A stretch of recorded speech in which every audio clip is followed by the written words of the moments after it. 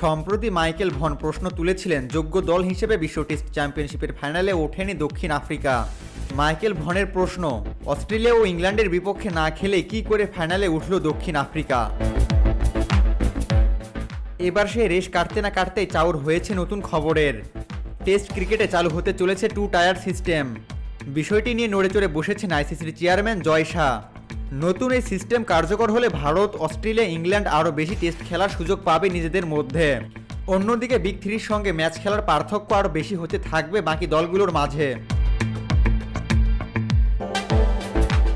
প্রস্তাবনা অনুযায়ী বিশ্ব টেস্ট চ্যাম্পিয়নশিপকে 2টি স্তরে বিভক্ত করা হবে, যেখানে শীর্ষ স্তরে থাকবে ভারত, অস্ট্রেলিয়া, ইংল্যান্ড, দক্ষিণ আফ্রিকা, শ্রীলঙ্কা, নিউজিল্যান্ড এবং পাকিস্তান, এবং দ্বিতীয় কিংবা নিচের স্তরে থাকবে Bangladesh, West Indies, Ireland, Afghanistan এবং জিম্বাবুয়ে।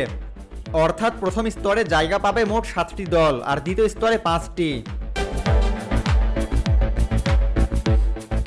মেলবোর্ন এস পত্রিকার একটি প্রতিবেদনে দাবি করা হয়েছে, এই মাসের শেষের দিকে ইংল্যান্ড ও ওয়েলস ক্রিকেট বোর্ডের চেয়ারম্যান রিচার্ড থমসন এবং ক্রিকেট অস্ট্রেলিয়ার চেয়ারম্যান মাইক বেয়ার্ডের সঙ্গে একটি প্রস্তাব নিয়ে আলোচনা করবেন তিনি।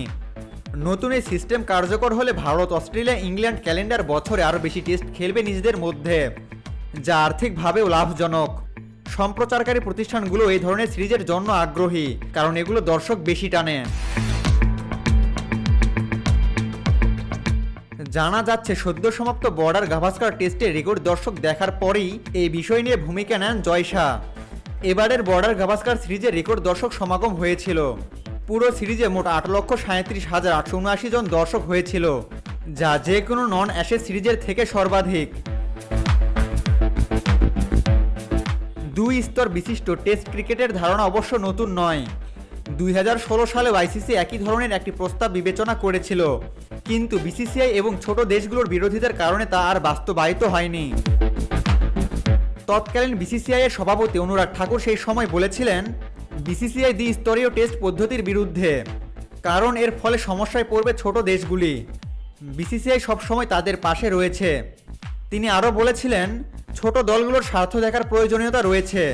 দ্বিস্তরীয় পদ্ধতিতে তাদের ক্ষতি বেশি, যার মধ্যে মুনাফা এবং বড় দলগুলির বিরুদ্ধে খেলার সুযোগের বিষয়টিও জড়িয়ে রয়েছে। আমরা চাই না বিষয়টি কার্যকর করা হোক। আমরা বিশ্ব ক্রিকেটের উন্নতি চাই। সেই কারণে আমরা সব দলের বিরুদ্ধে খেলার পক্ষপাতী। তবে পরিস্থিতি বদলেছে, পাল্টেছে মত। সাবেক ভারতীয় প্রধান কোচ রাবি শাস্ত্রী সম্প্রতি সিডনি ক্রিকেট গ্রাউন্ডে অনুষ্ঠিত টেস্ট ম্যাচে বলেছেন, আমি দৃঢ়ভাবে বিশ্বাস করি যে যদি টেস্ট ক্রিকেটকে বাঁচিয়ে রাখতে হয় এবং এটিকে জীবন্ত এবং সমৃদ্ধ করতে হয়, তবে এটাই সঠিক পথ। শীর্ষ দলগুলোকে আরও ঘন ঘন একে অপরের বিরুদ্ধে খেলতে হবে, যাতে প্রতিযোগিতা তৈরি হয়, কারণ দিন শেষে আপনি প্রতিযোগিতা চান। যদিও প্রস্তাবিত এই কাঠামো নিয়ে আলোচনা চলছে, তবে এটি বাস্তবায়িত হলে টেস্ট ক্রিকেটের ভবিষ্যতে বড় পরিবর্তন আনতে পারে। বড় দলগুলোর মধ্যে সিরিজ বাড়ার ফলে আর্থিকভাবে লাভবান হবে আইসিসি ও সংশ্লিষ্ট বোর্ডগুলো। তবে ছোট দলগুলোর সঙ্গে বড় দলগুলোর ব্যবধান যে আরও বাড়বে তা বলাই বাহুল্য। ফলে বিশ্ব টেস্ট চ্যাম্পিয়নশিপের এই নতুন কাঠামো টেস্ট ক্রিকেটকে কতটা এগিয়ে নিয়ে যাবে তা সময়ই বলে দেবে। আবু তালহা, অনফিল্ড।